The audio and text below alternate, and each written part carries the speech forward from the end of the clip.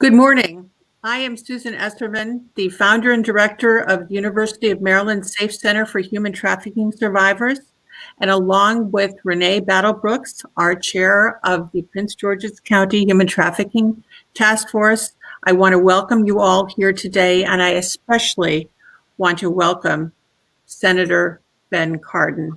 We are so honored to have you join us, Senator Cardin. We're especially grateful for you joining us at this incredibly busy time at the start of a new Congress and a new administration.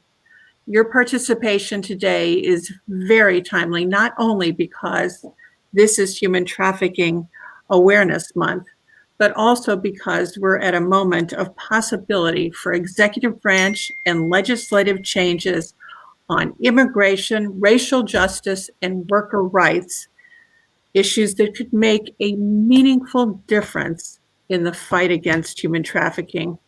We are especially fortunate to have the benefit of your lifetime commitment to human rights and your decades of experience on human trafficking generally. In fact, Senator Cardin is known as one of the anti-trafficking heroes in the Congress, and he has a long career of dedication to this state where he has acted with honor, integrity, principle, and great seriousness. It is my great pleasure to welcome you to this roundtable, Senator Cardin.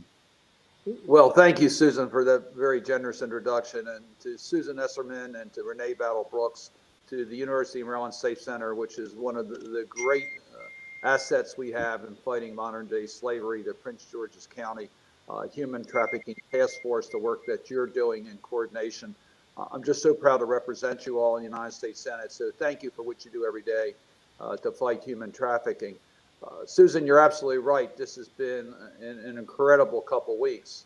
I was in the United States Senate when the insurrection occurred on January the 6th and saw just how fragile our democracy is and how, yes, I was at risk, but our country was at risk. And it points out that America's strength is in its ideals and what we believe in. And we have to fight for that. And we have to preserve that.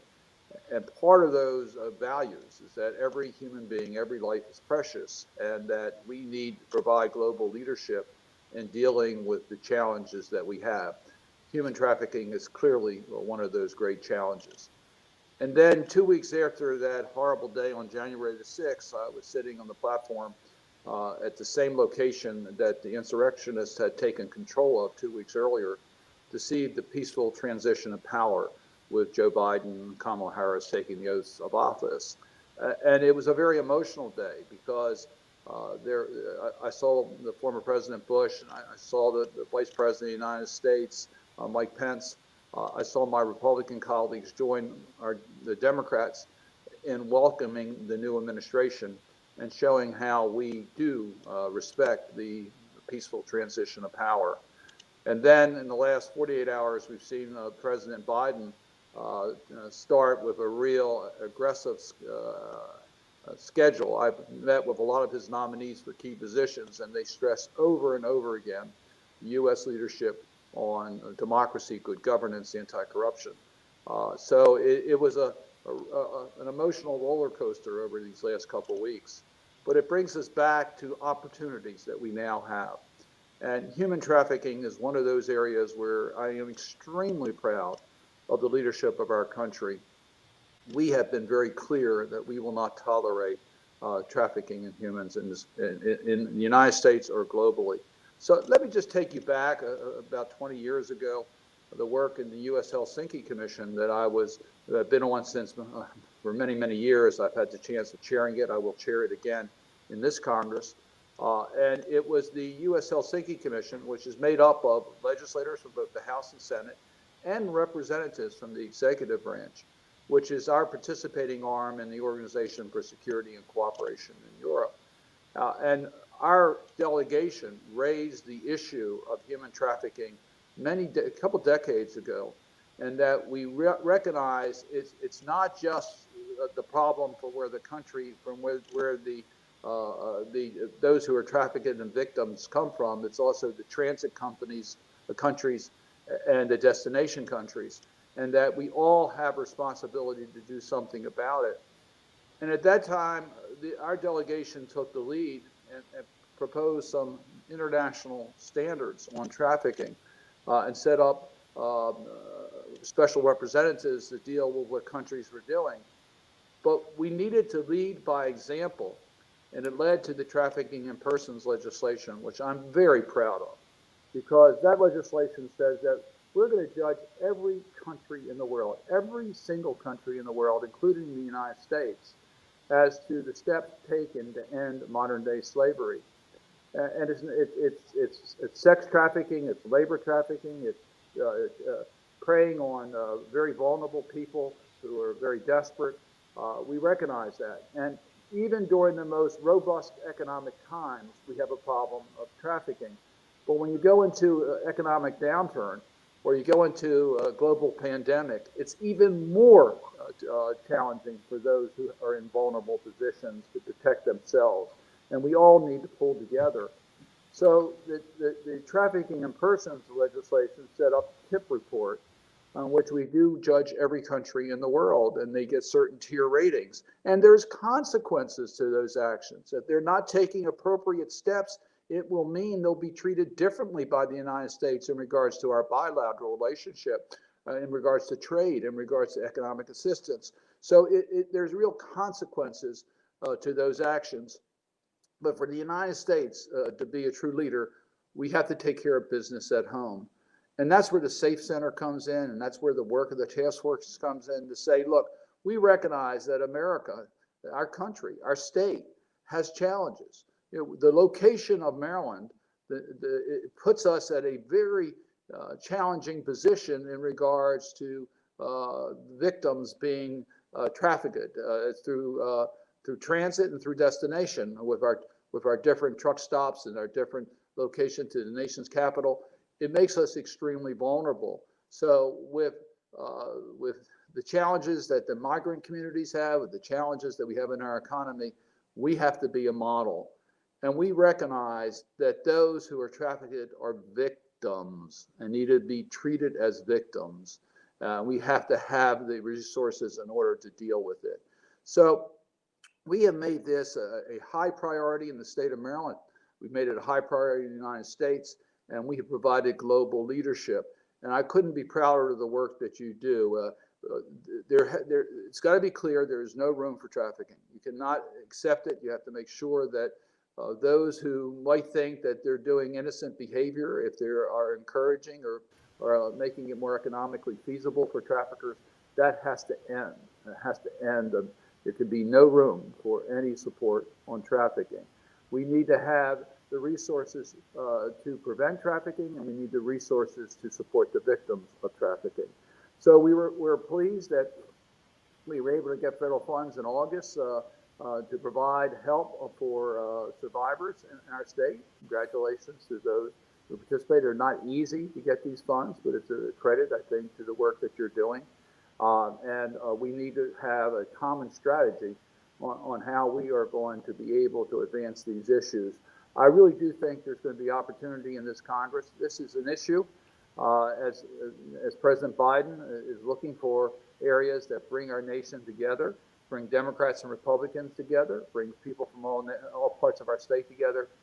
Ending modern-day slavery is one of those areas. We've enjoyed strong bipartisan support, not only support, but leadership on combating trafficking. And it gives us an opportunity during this Congress to make further advances. But we need a common strategy, and this program will help us develop that common strategy. So I'm proud to be part of your group today. And again, congratulations for the work that you're doing. Thank you so much, Senator Cardin. Thank you for those words of encouragement and for all that you do. We want to welcome our County Executive, Angela Alsobrooks, here to provide remarks and to give greetings. Thank you, County Executive, for joining us. Thank you. Good morning, everyone. And thank you so much for having me. I apologize. Just a few minutes late here. I had a few technical difficulties getting online this morning, so I do apologize for that. But I'd also like to really thank Maryland Senator Ben Cardin for being with us this morning. And thank you so much for your remarks and for your work on behalf of Marylanders and on behalf of our country. I'd like to also thank, of course, Renee Battle-Brooks, who is here this morning and who has done this kind of advocacy for decades now. So thank you so much for your hard work, as well as it's always great to see Susan Esserman. So happy to see you as well, and thank you for your work. I'd like to also to thank our state's attorney, Aisha Braveboy, as well as Hector Velez, our interim chief of police, for their work to combat human trafficking. And the University of Maryland Safe Center, of course, has done a phenomenal job in human trafficking. I was there when it first opened, and like to thank you so much for hosting this event. January, as many of you may or may not know, is National Slavery and Human Trafficking Prevention Month. This is an important time for all of us to be able to reflect on the crisis that is modern slavery and what we can do to prevent it.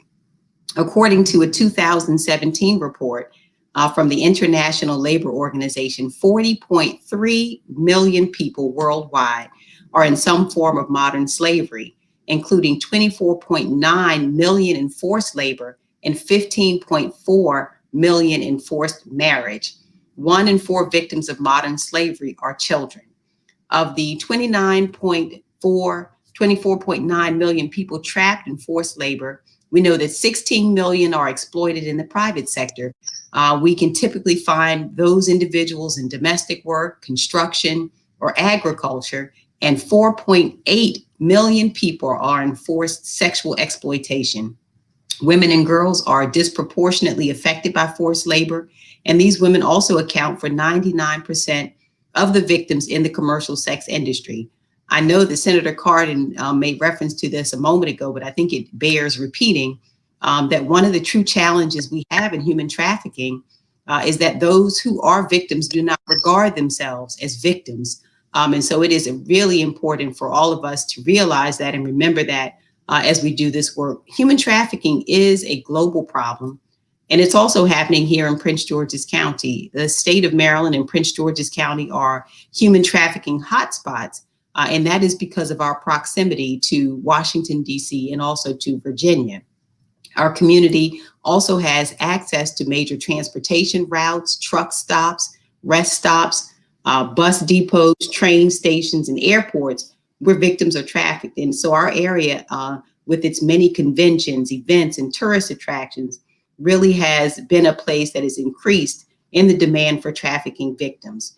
These crimes of imprisonment are a terrible feature of our modern society. And in our nation, they are only possible, because they operate in the shadows.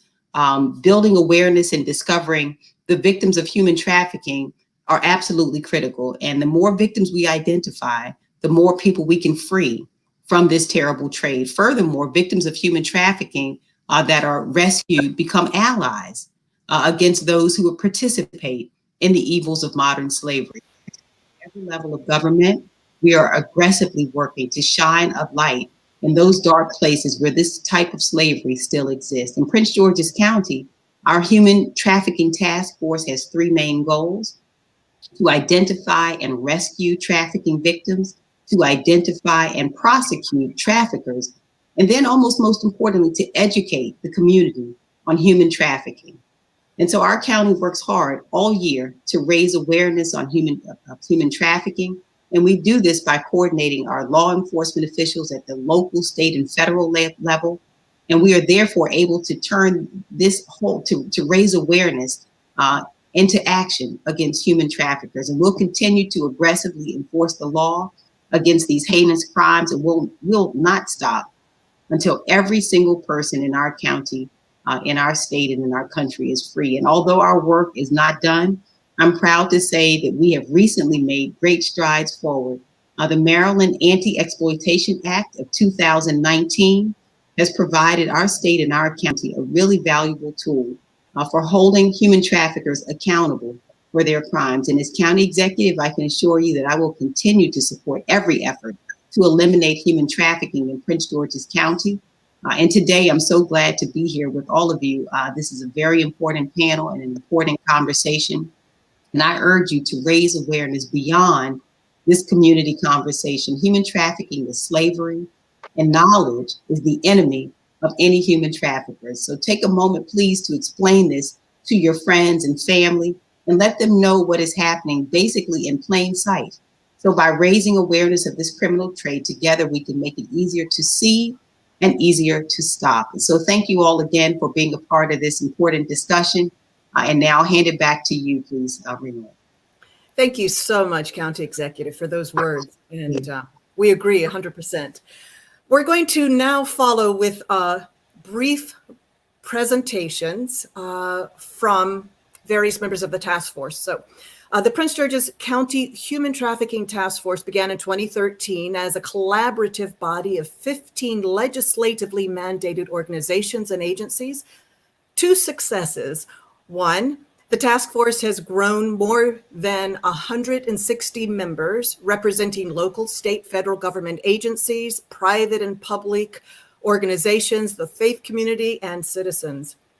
The task force composition brings multiple viewpoints and solutions to collectively tackle human trafficking. Our second success, the passing of, as County Executive Alsobrooks mentioned, the anti-labor law in Maryland and a county law. And this law gives another tool to hold traffickers accountable.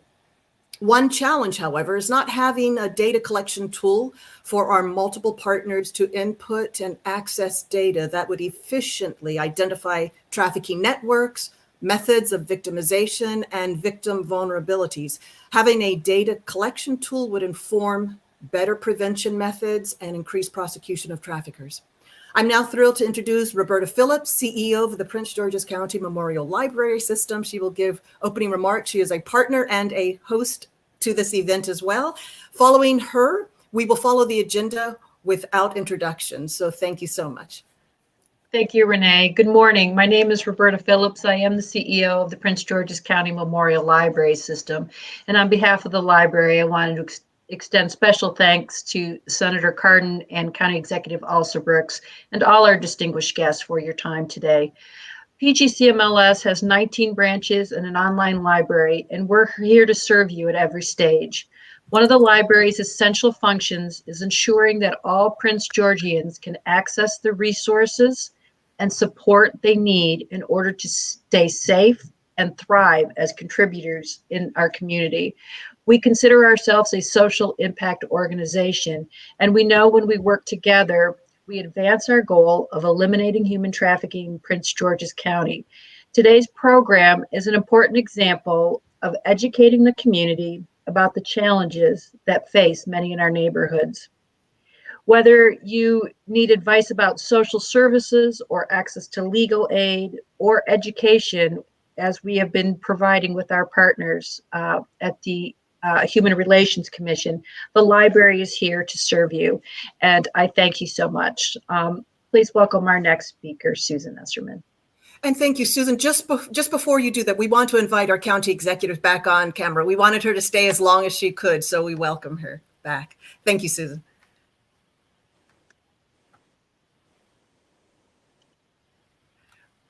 You're muted.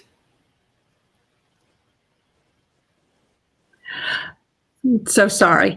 I am founder and director of the University of Maryland Safe Center for Human Trafficking Survivors, which provides comprehensive, holistic services to sex and labor trafficking survivors. And we engage in research and advocacy to combat trafficking.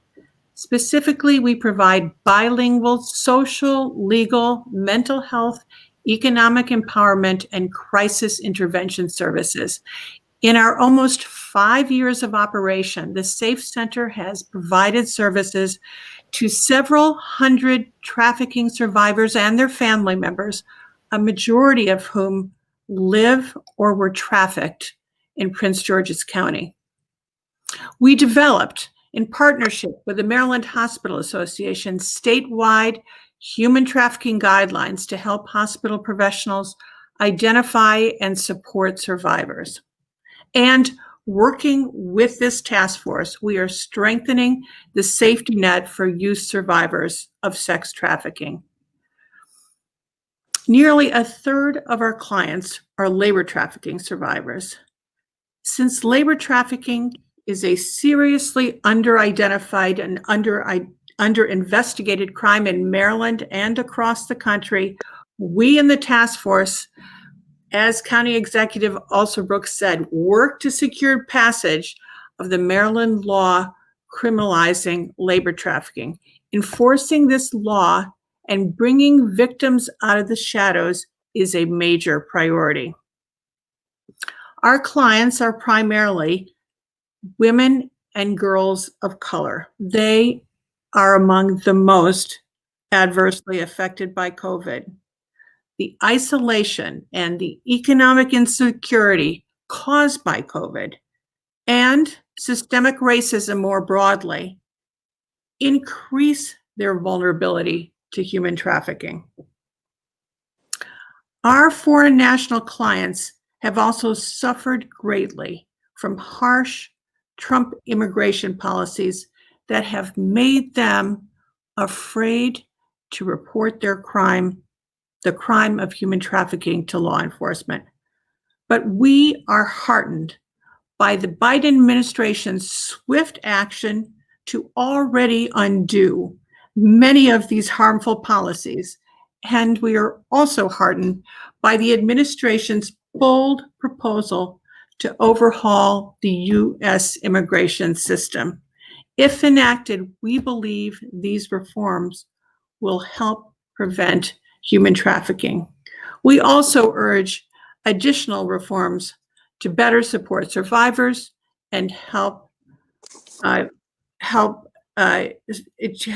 bring traffickers to justice. And finally, the largest unmet need of our clients is emergency, short-term, and long-term housing. Thank you.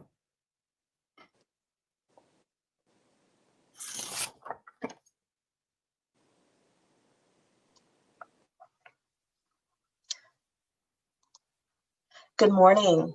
I'm State's Attorney Aisha Braveboy.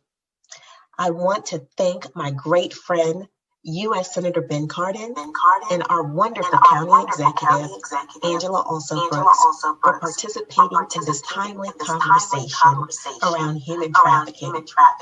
I also want to thank the Human Trafficking Task Force and the University of Maryland Safe Center for hosting this event. Maryland has the unfortunate distinction of ranking fourth in the nation when it comes to federal human trafficking prosecutions. That is an unfortunate development for our county and our state. And so one of my first acts as state's attorney was to create a human trafficking diversion program so that victims and survivors of human trafficking would no longer have to face criminal prosecution, but could be restored in the appropriate care settings in our communities. So I want to thank our partners, the Family Justice Center, Amara Legal, Courtney's House, the University of Maryland Safe Center, and Catholic Charities, amongst others. Together, we're making a true difference when it comes to our victims and survivors. But we know that more needs to be done. And that's why this discussion today is so important. So thank you again for allowing me to be a part of this important event. And I wish you all well.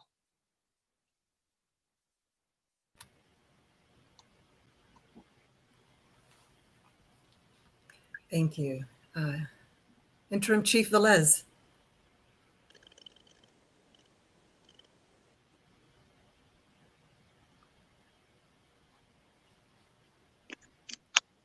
Good morning, everyone. I've been experiencing some technical difficulties, but I want to thank everyone for allowing me to be here today and to talk about our Vice and Sex Trafficking Investigations Unit.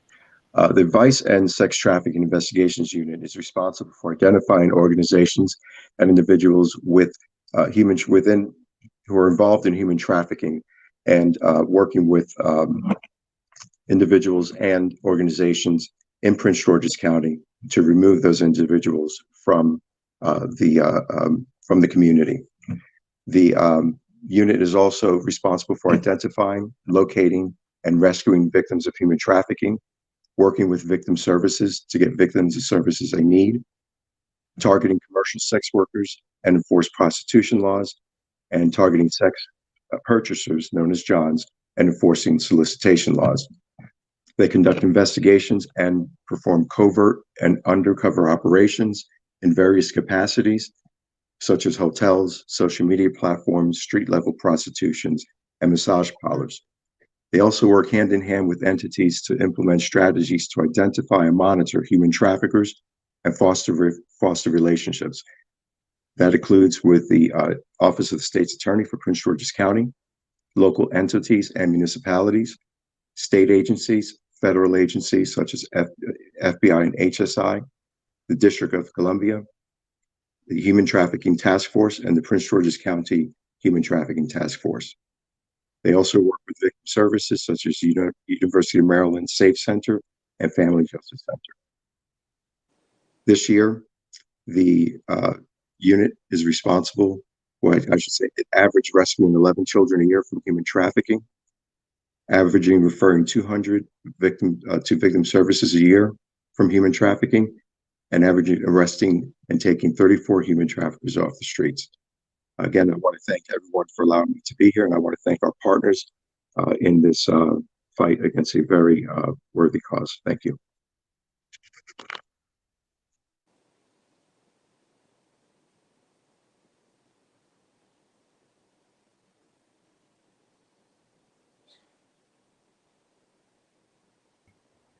Good morning. If everyone can hear me, if anybody can hear me, just indicate. Thank you. My name is Joseph Baldwin. I'm the Assistant United States Attorney in the Southern Division of the District of Maryland, who's the point of contact for human trafficking prosecutions. So we have a very close relationship with Prince George's County. I'm also the chair of the Maryland Human Trafficking Task Force and the overall human trafficking coordinator for the state of Maryland, the United States Attorney's Office. I've been doing crimes affecting children for probably 5 years of my time as a prosecutor, and that's been the bulk of my caseload, and have been the POC here in Greenbelt for right on 3 years now with respect to human trafficking. And I'll say that one of my foremost goals has been to deepen the relationship with the Prince George's County State's Attorney's Office, the PG County Police Department, and service providers like the Safe Center, and all the work they do so well. And I just wanted everyone to know that the grant that Prince George's County applied for from the Office of Victims Grants, and also the BJA grant from the Department of Justice, has been really pivotal in deepening our relationship. Essentially, it allowed for an additional position in the state's attorney's office, an investigator on the law enforcement side, and allowed us to have a really huge increase in interoperability with respect to prosecuting crimes and identifying crimes that were valid for federal prosecution.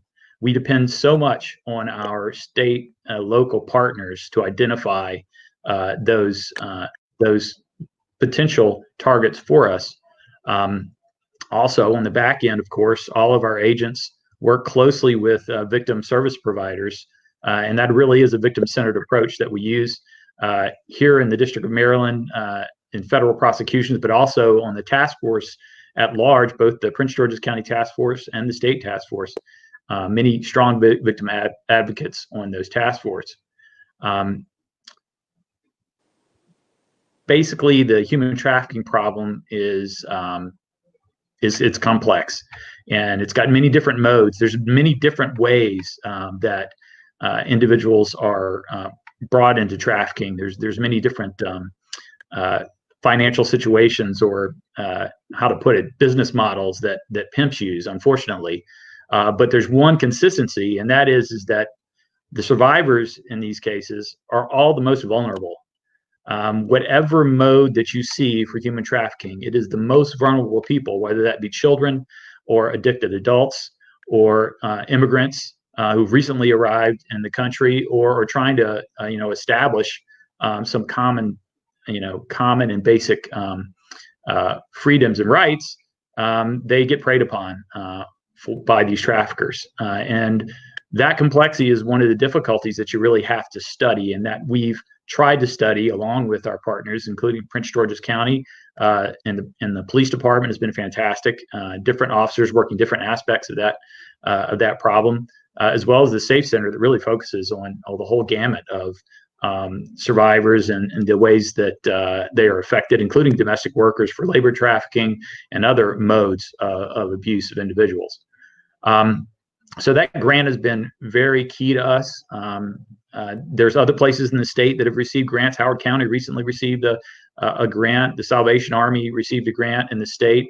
The Amara Legal Center received a grant 2 years ago that helps service Prince George's County. I think those grants are very important, and I'm very heartened by the fact that folks are taking advantage of them. And we are also working on something at the state task force level to help training with respect to those grants, because the more grants we can pull into our state, in our area, the better we all are, and we can work this problem from many different angles. I think, just to summarize very quickly, I think the things that we're looking at right now that could be helpful to us are survivor services, including short and long-term housing, as others have said. One problem we're running into right now is detoxification for human trafficking victims, because it's a difficulty with getting them into housing if they don't have a detoxification system. Applying that problem, looking at it, I think all the task forces are looking at that right now. Also, another issue on the federal level is correcting the backlog of T visa applications. We absolutely need to have T visas for the victims of these crimes. And the immigrant community is affected by this. And to build trust and to really make effective prosecutions in this area, we've got to speed up the T visa turnaround time, and really open that pipeline up for us on the federal side for sure. And I'm sure it's true in the state as well. Thank you very much for this opportunity, and look forward to the conversation.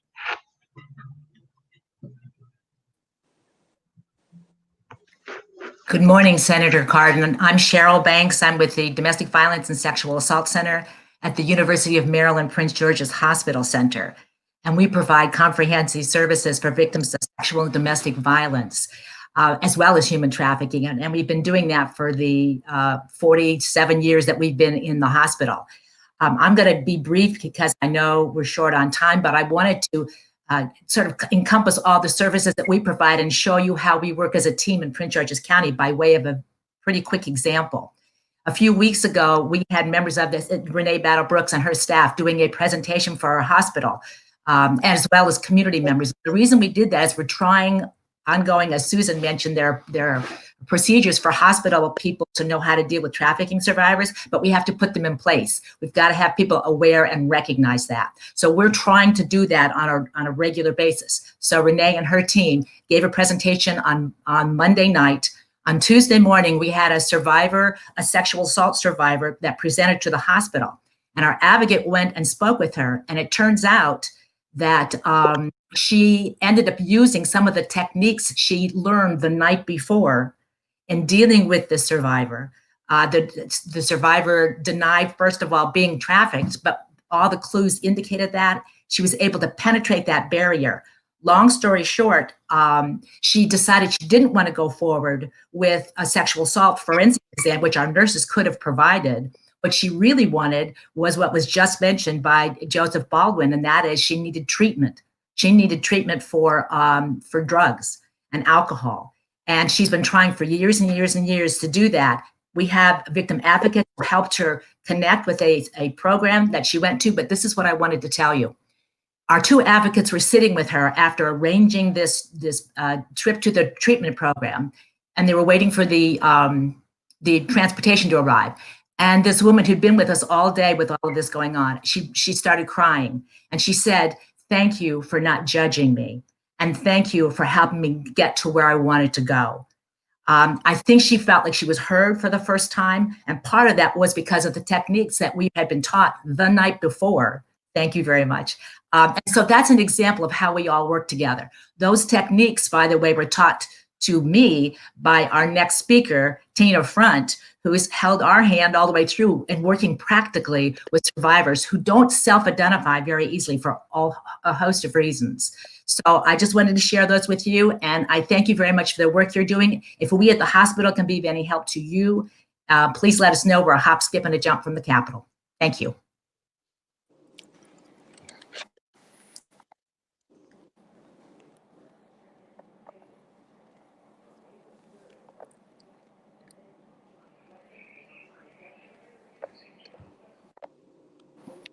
Yes, thank you, Tina. You're next. Hi, thank you so much for having me here, Senator Cardin. Thank you for having this opportunity to speak with you. My name is Tina Fruits. I'm the Executive Director and founder of Courtney's House. We are the only African-American run, survivor-run organization in a DMV area. You know, that's really important because Susan mentioned something very important in the beginning of her speech, is that most of the people are people of color. So at Courtney's House, we work with ages 11 to 24 with an average age of 11 to 17. So right now I'm going to talk about a much younger population and what we see the biggest gaps within it. In DC, we do have a contract with foster care. However, we do not have one yet in Prince George's County, and we need one. And let me explain why.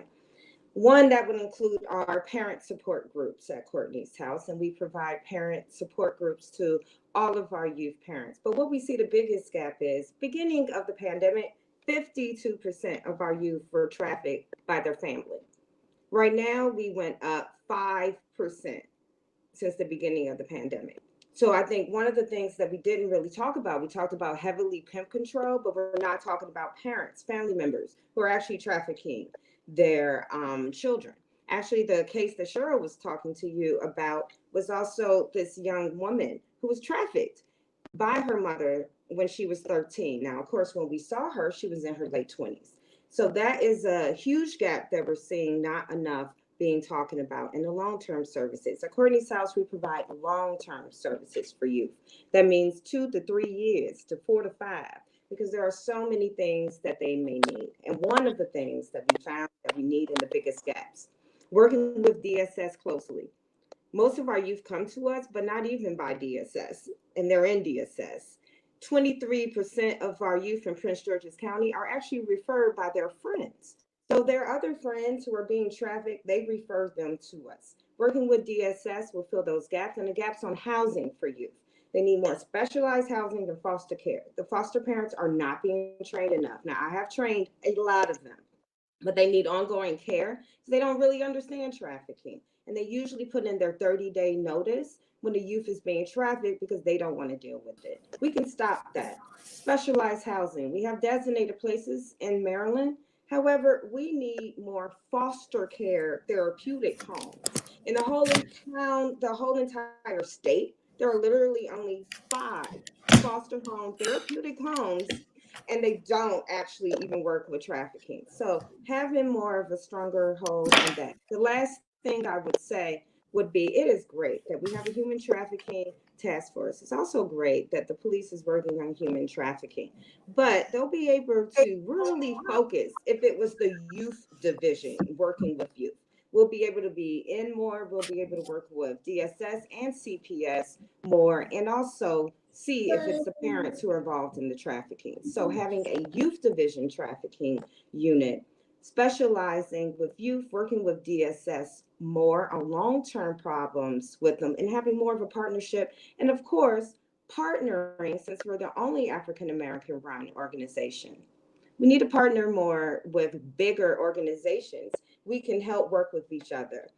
In grants and federal grants, we're seeing this, that they're encouraging people to work more with survivors of trafficking and grants. We need to do that in the county. We need to make ways that we can partner together and fill in those gaps so we're reaching everybody.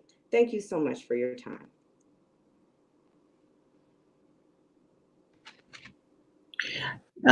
Thank you so much, Tina, for those very important remarks. I understand, Senator Cardin, that you need to leave the meeting, and on behalf of the task force, Renee, and all of the task force members, we want to thank you for taking the time in this very busy inaugural week.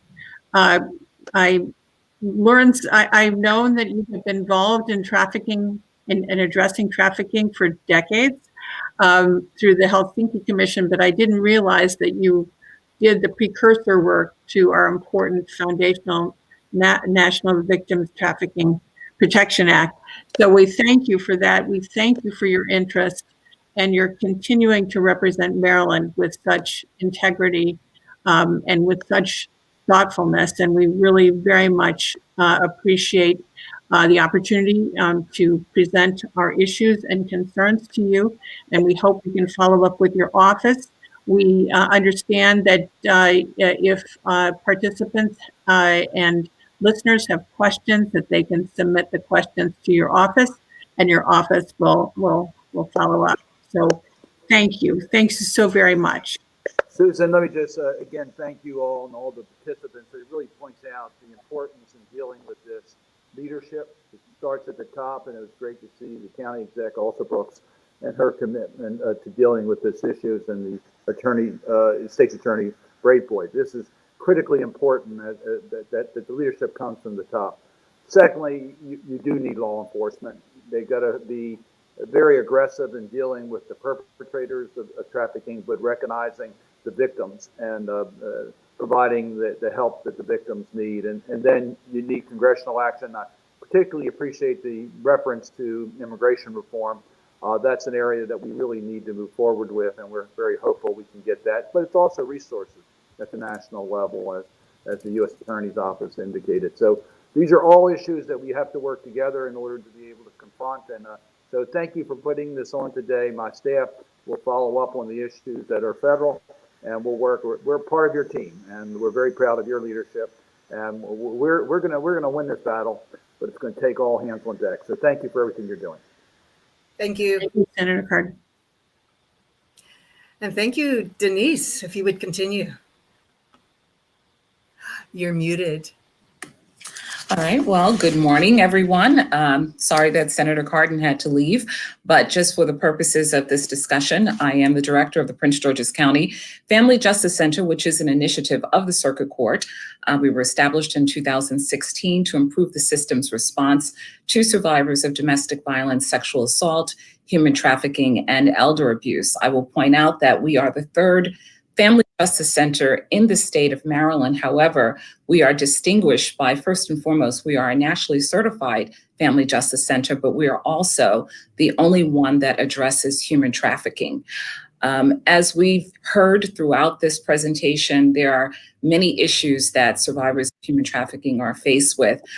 We have seen that, and particularly during the COVID pandemic, we know that from just seeing a very precipitous drop of services that survivors are having difficulty or were having trouble even getting services. As was stated, we know that most survivors of human trafficking do not self-disclose. And so it's a population that we don't readily see that come in for services, but it has been even more challenging. As a result of that, we have embarked upon a very aggressive marketing and outreach campaign to help identify those individuals and to let them know that we are available to serve. I think one of the things that we really need to look at, I'm very proud to be a partner and a member of the task force. We're doing tremendous work, but as we all know, there's always room for improvement and we can always do more. Some of our speakers have already alluded to this, but I really think that we have to work to identify ways in which we can make some of these resources. I've heard about a number of federal grants that have been awarded throughout the state, but I think that for us to really make an impact, we're going to have to find a way to get some of these dollars directly to survivors because they're the ones that need the help. Yes, we have to provide those services, and I'm certainly not suggesting that we put money in the hands of survivors, but we have to come up with ways and projects, partnerships that will enable us to make a real, tangible, long-term systemic change in their lives. We need to partner with trade institutions, schools, get scholarships, find ways to get housing. Until we can do these things and provide, I must add, long-term counseling. Until we can do those things, I think we're putting a Band-Aid on the issue. We have to work together and do more, but in a way that's much more comprehensive and directly impacting the lives of those that we serve. So I'm open for further conversations and discussions around this. Again, I'm proud to be a part of this task force, to work in the county under the tremendous leadership that we have. And I thank you all for your contributions to this cause, but we have to continue to work together. So thank you. Thank you, Denise. And Jackie. Good morning, Renee and Susan. Thank you so much for inviting me. I am the manager at the Domestic Violence and Human Trafficking Division here at the Prince George's County Family Services. Our office is responsible for education, community outreach, and working with the providers in the nonprofit network to coordinate services. As Denise mentioned, we are working together with the task force on an extensive information campaign throughout Prince George's County that encompasses radio, billboard ads, bus shelters. We've been working with the National Capital Harbor to raise awareness around this very important topic. Thank you again for all the work you're doing. I love being a member of the task force and all the work that we're doing. Several things have been mentioned this morning that I'd like to just kind of reiterate that is needed. Definitely housing, but specifically housing that supports the dependency and needs of survivors in the area specifically of detoxification, as Tina mentioned, and counseling. Those services, as well as housing, will allow us to wrap our arms around these survivors and stabilize them. We have several case managers here in Prince George's County that work with these survivors once they are extracted to stabilize them, put them back into their homes, and stabilize them into the community. So specifically housing that deals in that area to help them with their dependency and then reentry back into the community. So thank you this morning for allowing me to speak. And I'm sorry, Senator Carter had to leave. I hadn't seen him in a while. Yeah. Well, this will be posted and Okay. for everyone to watch. And thank you. Last but certainly not least, Gary Cunningham. Good morning, everyone. Again, Gary Cunningham, Deputy Director of the Prince George's County Department of Permitting, Inspections, and Enforcement.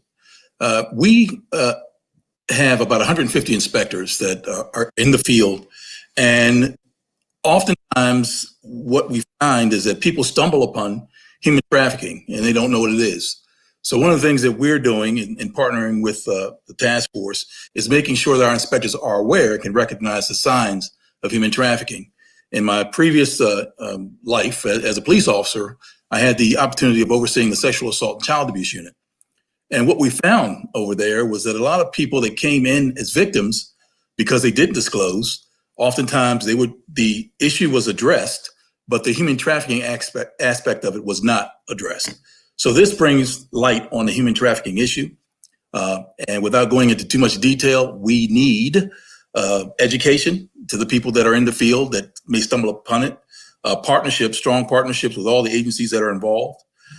Law enforcement is a very big part of this, and they have to have the resources to investigate the complaints. And then we need a leader, somebody to take charge of this, as we have with Ms. Renee Brooks.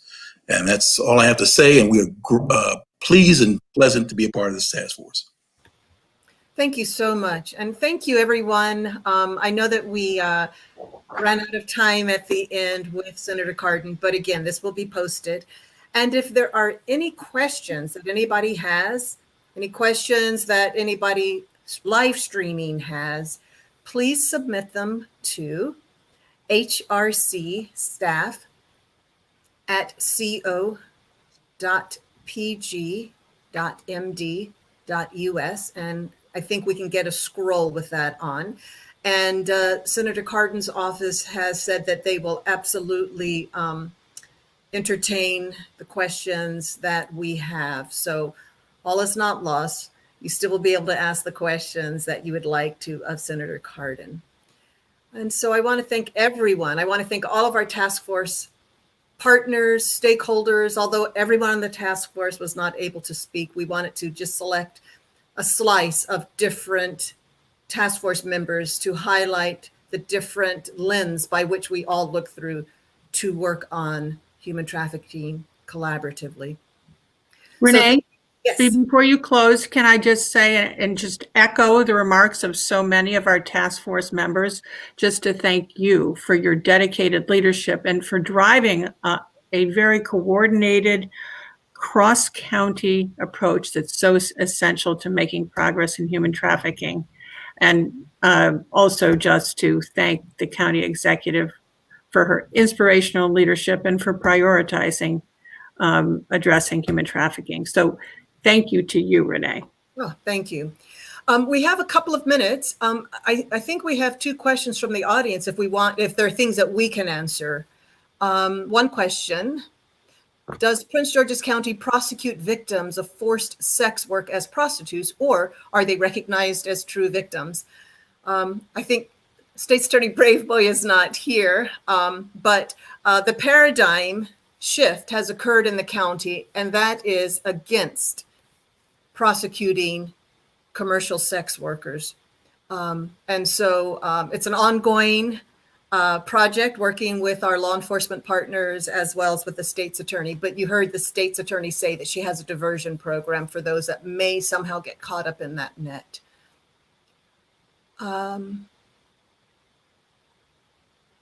All right, a second question from an audience member. As a wedding officiant, if I suspect trafficking, what should I do? Never had that question before. So someone performing a wedding, if they suspect. Nick, if we have others of our partners that are still there in the green room, if we could bring on as many as we can fit on the screen, perhaps somebody has an answer or would like to tackle this question. So, as a wedding officiant, if I suspect trafficking, what should I do?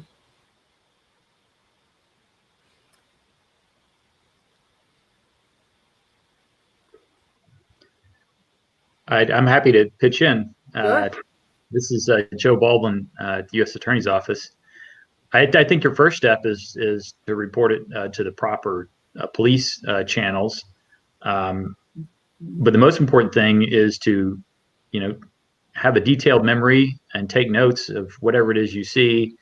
Memories fade quickly, and in any aspect where there's a potential prosecution in the future, it's very important that you record what it is you saw, and that you consult with others and you get as much detail as you can on paper or in your head or speaking to someone, and ensure that the person that you are talking to creates a report, or that you actually send it to them. So there's documentation of it. That's a huge thing. And law enforcement in our county, Prince George's County, and federal partners will respond quickly if they believe there's actionable information on a human trafficking situation. So exactly why you think something is a human trafficking, what indicators are there for human trafficking is very key to set that forth.